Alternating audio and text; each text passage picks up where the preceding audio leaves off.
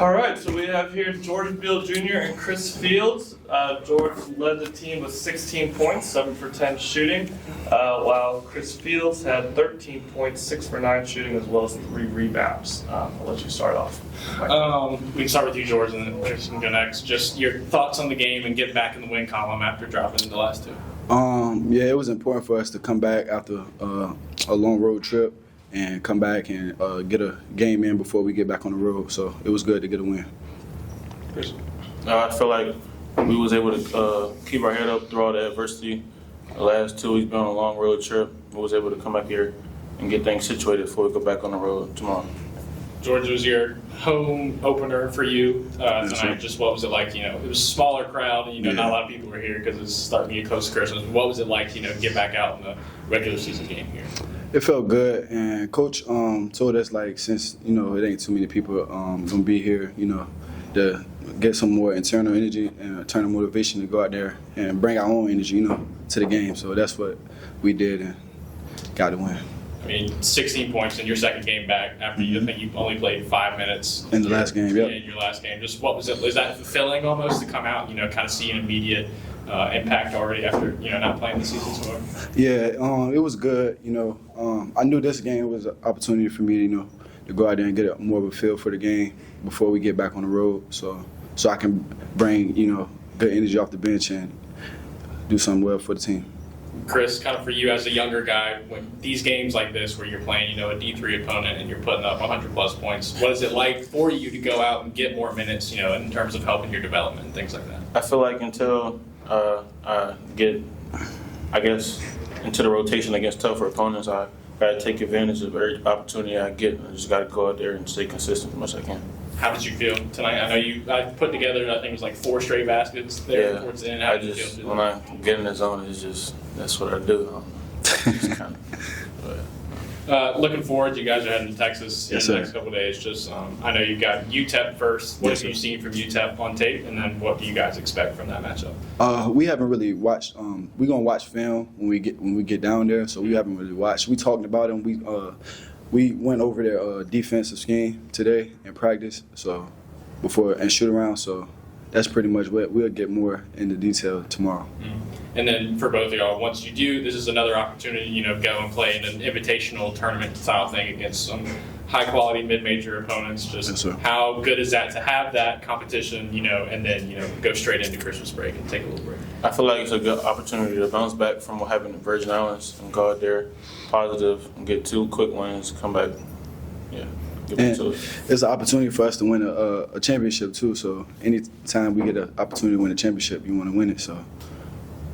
Appreciate it, guys. Yes, sir. Like on the winning track, I know tonight was an opponent that many people probably thought that, we should beat, but at the same time, no game is guaranteed, so it's good to get back on the winning track and shake off some of that New York whatever that happened up there, shake that off of us, so it's good. Had a couple guys out tonight. There's Chambers and Betran were out, and then Terrence and Gilbert were out. Just what are their statuses? I know Terrence and Gilbert have been out for a couple games now. Yeah, excuse me. Terrence, I don't know. I mean, day to day, it's like his ankle is good one day, swells up one day, good one day. So, we're trying to get to the bottom of that situation so he can, be productive for us, or we have to look at a different option for him if it can't get, any better. But we want to, we hope that he plays a key component, especially on defensive end for us. Gil is just out with a hand injury, so he should be all right, shortly, I assume, And then Nazea and Betran was pretty much on like what they call it in the NBA? They call it load management, yeah, because of different little nagging injuries. So if we're gonna give him some load management, this is gonna be the game to do it. So we can hopefully be full strength going to El Paso. Yeah. George Beal back. I know he played last game as home opener tonight for him. What did you like from his performance tonight? And 2, is the plan to just kind of slowly ramp him back up since he hadn't played to this point? Yeah, I mean, like I had a conversation with George and Jack. It's tough when the team is doing well to kind of just put 2 guys just back into the lineup playing 19, 20 minutes. You got to try to make the 2 turn to 4, the 4 turn to 8, things like that to try to ease them back into the lineup because you don't want to disrupt too much of what's going on, good, and but you also understand that those 2 guys can help us too.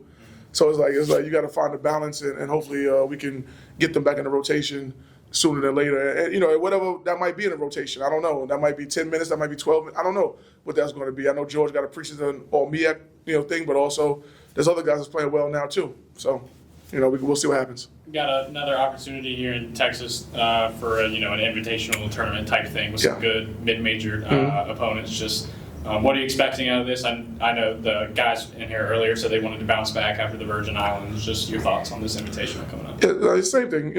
We said that anytime you're able to win a championship, you should try to win one. And there is a championship game on, I guess, on Thursday night. It's a championship game. So, we want to be in that championship game, and that's what we're going to strive to try to do. And so, and it is a good mid-major tournament. I mean, everybody there has over 500 records.